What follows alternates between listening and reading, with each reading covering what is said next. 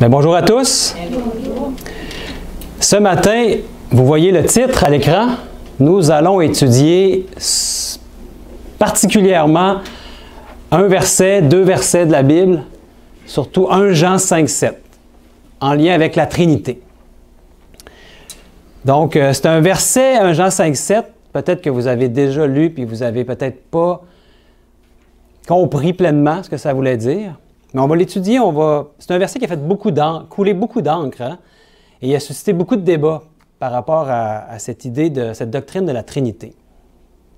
Puis, en fait, c'est un texte que les trinitaires eux-mêmes ont trouvé difficile à expliquer pleinement. Mais c'est un texte qu'ils considèrent comme soutenant leur position. Un texte qui est controversé également par le fait que son authenticité dans le texte original ne fait pas l'unanimité. Il y a d'ailleurs peu de versions en français qui ont le texte. C'est pour ça que tantôt je demandais si tu pouvais lire dans Osterwald, parce que si tu l'avais lu dans une version plus commune, le texte ne serait pas trouvé là. Comme j'ai trouvé qu'il y avait la Bible de Crampon qui l'avait, la Bible Martin, la Bible Osterwald. Et des versions plus communes comme Louis II, comme Darby, Français courant, Parole de vie, Semeur, vous ne trouverez pas le verset 7. En fait, il est comme scindé en deux. La partie du verset 7 ne se trouve pas dans ces versions-là. Mais aujourd'hui, on va prendre le texte, le verset 7, dans la version Osterwald. On va vraiment prendre ce texte-là et l'étudier pour ce qu'il dit et voir ce qu'il enseigne vraiment. Donc, on va prendre le texte, comme je vous dis, dans la version Osterwald. Il est écrit « Car il y en a trois qui rendent témoignage dans le ciel, le Père, la Parole et le Saint-Esprit, et ces trois-là sont un. » Donc, il y a plusieurs qui utilisent ce texte pour défendre ce qu'ils considèrent comme la vérité sur Dieu, qui serait un être composé de trois personnes. Et je ne veux pas questionner les motivations de ces personnes-là. Je connais des gens très sincères qui prennent ce texte pour convaincre les autres, puis qui ont même déjà utilisé pour me convaincre. Le Père, la Parole et le Saint-Esprit, les trois sont un. Qu'est-ce que vous voulez de plus? Pourquoi est-ce que tu ne le vois pas, mon frère? Puis c'est ce que je me suis fait dire. Ils sont un Dieu. Mais attendez un peu. Est-ce que le texte dit qu'ils sont un Dieu? Est-ce que le texte nous parle de la nature et de la composition de Dieu? On ne doit pas ajouter au texte, hein? Ça, on sait ça. C'est important de ne pas ajouter à ce que la Bible dit. On peut regarder à ce que la Bible dit, et ici, on ne peut pas y faire dire ce qu'elle ne dit pas, n'est-ce pas? Sinon, on s'éloignerait des Écritures. Donc, on devrait prendre le texte tel qu'il est et le laisser nous parler. Le Père, la Parole, ou Jésus, hein, le Fils, et le Saint-Esprit. Et les trois sont un. Un quoi? Bien, le texte lui-même nous le dit, un quoi, hein? Car il y en a trois qui rendent témoignage dans le ciel.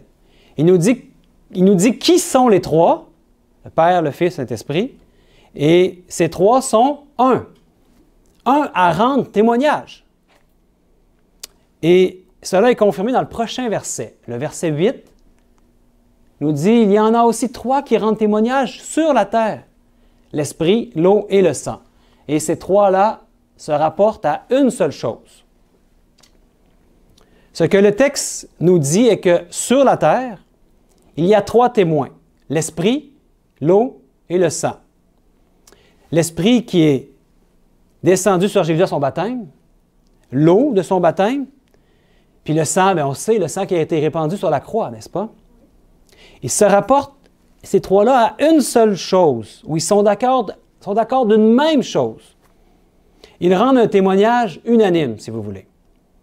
L'eau rend témoignage, le sang rend témoignage. Cependant, dans ce cas-ci, personne ne voudrait suggérer que l'eau et le sang sont des personnes, n'est-ce pas? Ainsi, pourquoi insisterions-nous que du fait que si l'Esprit rend témoignage dans le ciel, il doit s'agir d'un individu séparé. Il y a 3 moyens, en fait, par lesquels on rend témoignage à la vérité dans le ciel. Ces témoignages sont parce qu'ils rendent un témoignage uni. Et ça ne signifie pas qu'ils sont une personne, un être ou un Dieu. Jésus explique ce que cette unité signifie lorsqu'il pria. Vous savez, dans Jean 17, il a fait une prière, puis une prière pour qu'on puisse être comme lui et son Père. Et comme lui et son Père sont un, n'est-ce pas? Dans Jean 17, 22, vous avez ça. Il prie pour qu'on soit un, comme lui et son Père sont un. Donc, est-ce qu'il prie pour qu'on devienne un seul être humain? Non. On comprend très bien ce que ça veut dire. Il prie pour qu'on puisse être en parfaite harmonie, n'est-ce pas? On comprend ce que le texte veut dire. Tout comme lui et son Père sont en parfaite harmonie. Dans le ciel, Dieu rend témoignage à la vérité et il en est de même du Fils et de l'Esprit Saint. Dans le ciel, il y a 3 avenues pour le témoignage: Père, Fils et Esprit Saint. Sur la terre, il y en a 3, l'eau, l'Esprit et le sang. Les 3 sur la terre, sont-ils une trinité parce qu'ils sont mentionnés en même temps ou bien parce qu'ils sont d'accord? Nul doute qu'aucune personne intelligente ne revendiquerait cela, n'est-ce pas? Et le verset 7, juste avant le verset 8, dit la même chose que le Père, le Fils et cet Esprit sont un. Un dans un même témoignage. Le texte ne dit pas que les 3 sont un seul Dieu, mais que les 3 rendent le même témoignage. Le texte ne dit pas que les 3 sont en train de se promener dans le ciel en criant « Christ est le Messie, Christ est le Messie ». C'est pas ça que ça signifie, ce texte-là. Jean nous parle à nous qui sommes sur la terre et il dit « Il y a 3 témoins qui rendent témoignage et leur source est céleste. » Et ils rapportent le même témoignage. Maintenant, la question peut-être que vous posez, c'est « Mais quel est ce témoignage? » Pour le savoir, qu'est-ce qu'on doit faire? Est-ce qu'on peut le sortir comme ça de nulle part? Non. Dans la façon d'étudier la Bible, ça serait d'aller voir le contexte, n'est-ce pas? On devrait regarder le contexte avant et après le passage à l'étude. C'est ce qu'on va faire. On va aller voir le verset 5, juste avant. On a lu le verset 7 et 8. On va aller voir le verset 5 de 1 Jean 5. Il est dit « Qui est celui qui est victorieux du monde, sinon celui qui croit que Jésus est le Fils de Dieu? » Et allons voir un verset après, au verset 10. Celui qui croit au Fils de Dieu a le témoignage de Dieu en lui-même. Celui qui ne croit point Dieu le fait menteur, puisqu'il n'a pas cru au témoignage que Dieu a rendu de son Fils. Intéressant parce qu'ici, c'est le même, c'est le verset juste un peu plus loin, le verset 10, puis il nous parle aussi de témoignage. Le témoignage ici a rapport avec quoi? Avec le fait que Jésus est son Fils et le Fils de Dieu. Ici, on sort du chapitre 5, mais on reste dans la même lettre de 1 Jean. Qu'est-ce qu'on peut voir? Hein? Ça, c'est le contexte. On vient de voir le contexte immédiat, mais allons voir le contexte un peu plus large. Dans 1 Jean 3, 23, il est écrit « Et c'est ici son commandement que nous croyons au nom de son Fils Jésus-Christ et que nous nous aimions les uns les autres comme il nous a commandé. » Et allons voir un autre texte dans la même lettre encore. 1 Jean 4, 14 et 15. « Et nous avons vu et nous rendons témoignage que le Père a envoyé le Fils, le Sauveur du monde. Quiconque confessera que Jésus est le Fils de Dieu, Dieu demeure en lui et lui en Dieu. » Donc, lorsqu'on regarde le contexte immédiat des versets autour de 1 Jean 5, 7, dans le même chapitre, et la même chose quand on regarde un peu plus large dans toute la lettre de 1 Jean, et on pourrait voir encore d'autres textes, hein, et on pourrait même aller voir dans ce que Jean, l'apôtre Jean, a écrit dans son évangile, même dans l'Apocalypse. Puis on voit toujours la même chose. Il y a comme un fardeau sur le cœur de l'apôtre Jean. Et quel est ce fardeau? C'est de prouver que Jésus est le Fils de Dieu. Vous ne passez pas seulement quelques versets que vous lisez l'apôtre Jean et vous allez toujours arriver sur la même chose. C'est un fardeau qu'il avait sur son cœur de prouver, d'amener que Jésus est le Fils de Dieu. Qu'est-ce que nous dit 1 Jean 5,7? Il dit que le Père, la parole ou le Fils et l'Esprit sont un à donner le même témoignage. Ils sont d'un commun accord sur la même chose, que Jésus est le Fils de Dieu. Donc, on ne peut pas prendre ce verset-là d'une autre manière que ce que le contexte nous amène, n'est-ce pas?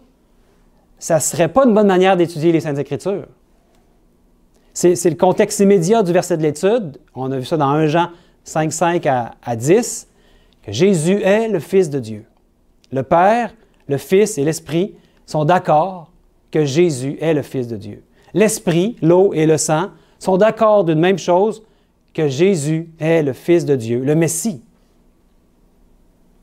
Mais qu'est-ce que cela veut dire qu'ils sont trois à rendre témoignage dans le ciel? Comment est-ce que le Père témoigne que Jésus est le Fils de Dieu? Vous savez que le Père a parlé 3 fois, on trouve ça dans la Bible. Il a parlé du ciel à ceux qui ont entendu sur la terre.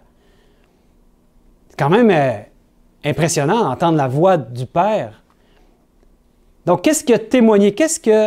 2 fois pendant ces trois fois-là, 2 fois, il a donné le même témoignage.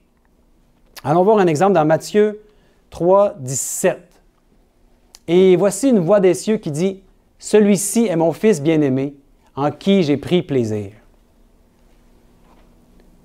Il a parlé lors du baptême de Jésus, puis il a affirmé que Jésus était son Fils. Et dans Matthieu 17, 5, qu'est-ce qu'il est dit? Comme il parlait encore, voici une nuée resplendissante les couvrit, et voici, il vint de la nuée une voix qui dit, « C'est ici mon Fils bien-aimé, en qui j'ai pris plaisir, écoutez-le. » On voit que le Père a témoigné 2 fois du ciel, disant, « Voici mon Fils. » Maintenant, dans Jean 10, 36, qu'est-ce qu'il est dit? « Dites-vous que je blasphème? » C'est Jésus qui parle. « Moi que le Père a sanctifié et qu'il a envoyé dans le monde, parce que j'ai dit, je suis le Fils de Dieu. » Le Père a fait entendre sa voix du ciel pour témoigner que Jésus était son Fils, et Jésus, alors qu'il était ici sur la terre, a témoigné qu'il était le Fils de Dieu, en disant, « Je suis le Fils de Dieu. » Et l'Esprit de Dieu, est-ce qu'il donne aussi le même témoignage? On voit plusieurs exemples de ça dans la Bible, spécialement dans le livre des Actes. Comme par exemple pour l'Éthiopien. Vous savez, l'Éthiopien, quand il a été convaincu par l'Esprit de Dieu de se faire baptiser, on va voir qu'est-ce qui est dit dans Acte 8, 37. Et surtout, quel est le témoignage de l'eunuque sous l'inspiration de l'Esprit de Dieu? Et Philippe lui dit, « Si tu crois de tout ton cœur, cela t'est permis. » Et l'eunuque répondant dit, « Je crois que Jésus-Christ est le Fils de Dieu. » Par quoi est-ce qu'il a été poussé, l'eunuque, pour dire ça? Par l'Esprit de Dieu, le Saint-Esprit. C'est le Saint-Esprit qui a amené ça. Il allait se faire baptiser, il était rempli de l'Esprit, puis c'est les paroles qu'il a prononcées. Et pensons aussi à Saul de Tarse, qui est devenu Paul. Il y a eu une conversion et il est devenu aveugle. Puis là, Dieu a demandé à Ananias d'aller voir Paul, puis de lui imposer les mains et qu'il recouvre la vue. Puis après ça, Paul a été rempli de l'Esprit de Dieu. Puis on va voir qu'est-ce qu'il a dit ensuite, Paul, rempli de l'Esprit de Dieu. Quel témoignage que l'Esprit lui a fait dire. On va voir ça dans Acte 9. Ananias sortit, et lorsqu'il fut arrivé dans la maison, il imposa les mains à Saul en disant, « Saul, mon frère, le Seigneur Jésus qui t'est apparu sur le chemin par lequel tu venais m'a envoyé pour que tu recouvres la vue et que tu sois rempli du Saint-Esprit. » Au même instant, il tomba de ses yeux comme des écailles, et il recouvra la vue. il se leva et fut baptisé. Et après qu'il eut pris de la nourriture, les forces lui revinrent. Saul resta là quelques jours avec les disciples qui étaient à Damas. Et aussitôt, il prêcha dans les synagogues que Jésus est le Fils de Dieu. Une fois rempli du Saint-Esprit, qu'est-ce que fait Paul?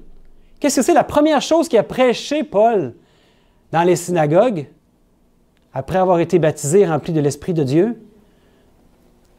Bien, le Saint-Esprit lui a donné le témoignage que Jésus est le Fils de Dieu. Alors, le Père a témoigné du ciel que Jésus est le Fils de Dieu. Il est son Fils. Jésus, alors qu'il était sur la terre, a témoigné qu'il était le Fils de Dieu. Et l'Esprit a donné le même témoignage que Jésus est le Fils de Dieu. 1 Jean 5, 7. Voilà pourquoi Jean nous dit qu'il y en a trois qui rendent témoignage dans le ciel. Le Père, la Parole ou le Fils et le Saint-Esprit. Et ces trois sont un en ce qu'ils sont d'accord que Jésus est le Fils de Dieu. Amen. Mais l'ironie est que plusieurs prennent ce verset hors de son contexte et ignorent tout ce que l'apôtre Jean a dit dans le contexte immédiat du verset et dans le contexte plus large de la lettre et des écrits de l'apôtre Jean. C'est ironique, n'est-ce pas? Et ils utilisent ce verset pour enseigner un Dieu trinitaire, qui est une doctrine qui nie la filiation Père-Fils. Et qui dit en fait que les trois sont co-éternels, aucun n'était avant l'autre. Ça, c'est la doctrine de la Trinité qui dit ça. La doctrine aussi qui dit que dans le fond, la relation Père-Fils, cette filiation-là qu'il y a d'un fils envers son père, bien, ça se trouve à être comme une métaphore ou un simple jeu de rôle. En d'autres mots, que ce n'est pas réel. Est-ce que vous voyez l'ironie? On utilise ce texte-là qui veut dire autre chose, qui veut dire le contraire, pour lui faire dire complètement autre chose. Donc, en fait, Jean a écrit ces paroles pour établir le fait ou la vérité que Jésus est le Fils de Dieu. Et il rapporte le témoignage du Père directement du ciel, de Jésus lui-même lorsqu'il était sur la terre, et la conviction que l'Esprit met dans votre cœur que Jésus est le Fils de Dieu. Et certains utilisent ce verset pour enseigner exactement le contraire de ce que Jean enseigne. C'est triste. On peut comprendre pourquoi, dans la même lettre, Jean a dit, dans 1 Jean 2, et c'est des paroles dures, 1 Jean 2, 22, 23. « Qui est menteur, si ce n'est celui qui nie que Jésus est le Christ? Celui-là est l'Antéchrist, qui nie le Père et le Fils. Quiconque nie le Fils n'a pas non plus le Père. Celui qui confesse le Fils a aussi le Père. » C'est assez direct que l'apôtre Jean. Donc, dans cette même lettre, l'Esprit a inspiré Jean à dire, écoute, quiconque nie la relation Père-Fils est l'Antichrist. Et que fait la doctrine de la Trinité? Cette fausse doctrine nie qu'il y a un Père et un Fils en disant c'est un jeu de rôle, en disant c'est une métaphore, c'est quelque chose juste de spirituel. Il n'y a pas vraiment un Père et un Fils. Mes frères et sœurs, et tous ceux qui écoutent sur cette vidéo, vous savez que le système de l'Antéchrist, le système catholique, professe, ils professent croire au Père, au Fils, au Saint-Esprit en croyant à la Trinité. Et Jean a dit que l'Antéchrist nie le Père et le Fils, mais de quelle manière? Parce que la doctrine de la Trinité nie la relation Père-Fils. En fait, c'est ça le drame. Et la doctrine de la Trinité nie la paternité du Père. Et la doctrine de la Trinité nie la filiation du Fils avec son Père, en disant qu'ils sont coéternels et en faisant de Dieu une combinaison de trois. En bref, Jean a écrit sa lettre et ce verset pour établir la filiation de Christ en tant que Fils de Dieu. Et des chrétiens aujourd'hui, malheureusement, utilisent ce même verset pour nier la filiation du Christ. Voilà l'ironie dans laquelle nous sommes aujourd'hui dans ce monde. À plein de niveaux, hein, mais ici, c'est vraiment un drame. La relation filiale du Christ avec son Père est aussi réelle que la vie éternelle qui est en lui. Sa filiation avec le Père, en fait, si la filiation avec le Père est une métaphore, alors qu'est-ce que cela nous dit de la vie qui est en lui? Voyons de quelle manière Jean fait le lien entre ces deux points. C'est important ici, c'est encore après le passage, dans le même chapitre qu'on a étudié, dans 1 Jean 5, 10 et 11. Celui qui croit au Fils de Dieu a le témoignage de Dieu en lui-même. Celui qui ne croit point Dieu le fait menteur, puisqu'il n'a pas cru au témoignage que Dieu a rendu de son Fils. Et voici le témoignage, c'est que Dieu nous a donné la vie éternelle, et cette vie est dans son Fils. Christ a la vie éternelle en lui. Pourquoi? Le texte nous le dit ici. Parce qu'il est le Fils de Dieu.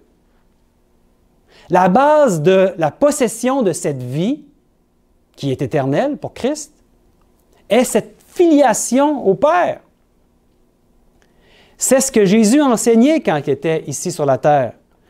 Dans Jean 5, 26, « Car comme le Père a la vie en lui-même, il a aussi donné au Fils d'avoir la vie en lui-même. Quand il a engendré son Fils a pris la vie de son Père. Il a donné la vie éternelle à son Fils. Et la même nature que lui, une nature divine. Dieu le Père a donné à son Fils d'avoir la même vie que lui. Et il s'agit de la vie éternelle. Tout cela est basé sur la relation unique et vitale que Christ a avec le Père. Il est son unique Fils engendré. Et c'est en cela qu'il possède la vie et la nature de Dieu son Père. C'est pourquoi quand nous avons le Fils, nous avons ce que sa filiation avec le Père implique. Qu'est-ce que ça implique?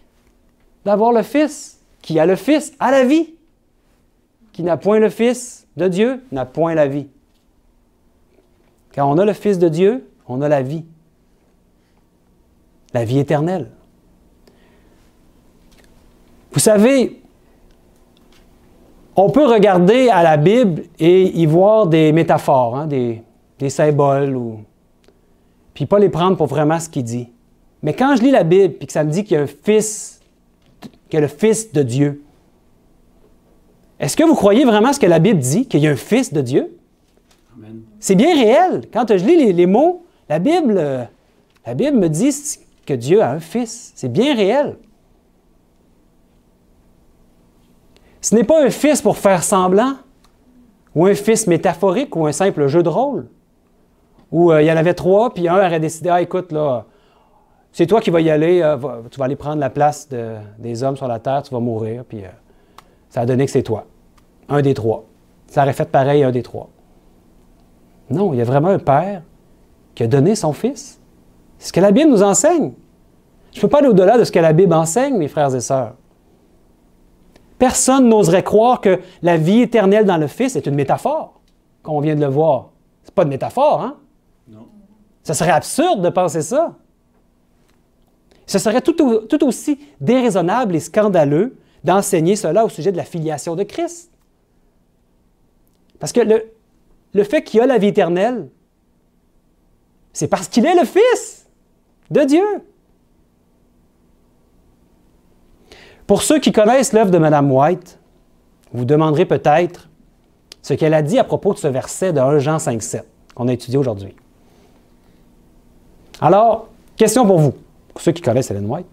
Combien de fois vous pensez qu'Ellen White a utilisé le texte de 1 Jean 5, 7 dans tous ses écrits?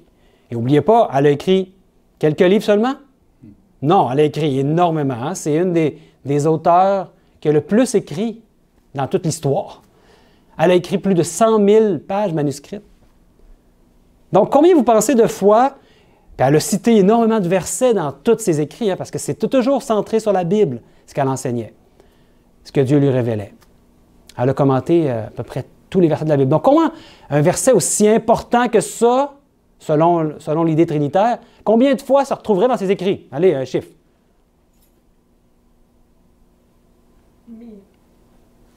1000? Qui dit mieux? Oui, exact. Pas même une fois, elle a mentionné ce texte. Pas même une fois. Intéressant, hein? Je pense que ça nous parle beaucoup. Pour ceux qui connaissent Ellen White, qui aiment ses écrits, qui reconnaissent en elle une serviteur, une servante de Dieu, qui a reçu des informations que Dieu lui a données. Pas même une fois, elle a utilisé ce texte de Jean 5,7, comme on le voit dans ce qu'on étudie aujourd'hui, dans certaines versions de la Bible. Et que disent les adventistes du 7e jour par rapport à ce texte controversé de 1 Jean 5,7? Là, c'est pas moi qui va le dire. Je vais vous mettre une citation. En fait, est-ce que d'après les adventistes du 7e jour, on devrait utiliser ce texte pour défendre la doctrine de la Trinité? Un texte de 1 Jean 5,7. Non. D'après même les adventistes du 7e jour, là. On va voir dans The Seventh-day Adventist Bible Commentary, le commentaire biblique des adventistes du 7e jour, au volume 7, page 675. Il est écrit « Les paroles contestées trouvèrent leur place dans la version King James par le texte grec d'Érasme. Il est dit qu'Érasme offrit d'inclure les écrits contestés dans son testament grec si on pouvait lui montrer ne serait-ce qu'un manuscrit grec le contenant. Une bibliothèque de Dublin donnant un tel manuscrit connu comme 34. Et Érasme inclut le passage dans son texte. On croit maintenant que les éditions ultérieures de la Vulgate acquirent le passage à cause d'une erreur d'un scribe qui inclut un commentaire marginal exégétique dans le texte biblique alors qu'il copiait. Ces écrits contestés ont été largement utilisés pour soutenir la doctrine de la Trinité. Mais, au regard d'une telle évidence concernant leur authenticité, son soutien est sans valeur et ne devrait pas être utilisé. Intéressant. Mais même si nous devions accepter ce verset comme ayant une part légitime dans les Écritures, bien, on a vu aujourd'hui qu'il ne peut pas être utilisé pour soutenir la doctrine de la Trinité. Si on regarde le contexte, on regarde ce que Jean veut vraiment dire, n'est-ce pas? C'est ce qu'on a vu aujourd'hui.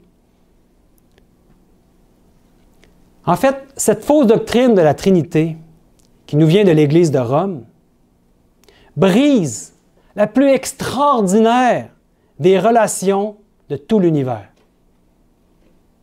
La relation entre Dieu le Père et son Fils unique qu'il a engendré et avec qui il a tout créé ce qui existe. Ce que Dieu avait de plus précieux, son Fils unique engendré, il l'a donné par amour aux humains, afin que tous ceux qui croient en lui, en son Fils, ne périssent point, mais qu'il ait la vie éternelle. Et la vie éternelle est de connaître ces deux êtres extraordinaires, le Père et le Fils. Comme nous le dit Jean dans son Évangile, Jean 17,3 nous dit « Or, la vie éternelle, c'est qu'ils te connaissent, toi, le seul vrai Dieu, et celui que tu as envoyé, Jésus-Christ. » Donc, mes frères, mes sœurs, que l'Éternel tourne sa face vers toi, qu'il te donne la paix par cette connaissance de la vérité au sujet du Père et du Fils. N'oubliez jamais que Jésus a promis qu'il serait avec nous tous les jours jusqu'à la fin du monde, par son Esprit. Donc, je prie donc que l'Esprit du Père et du Fils vous remplisse de joie et d'amour. Amen. Amen.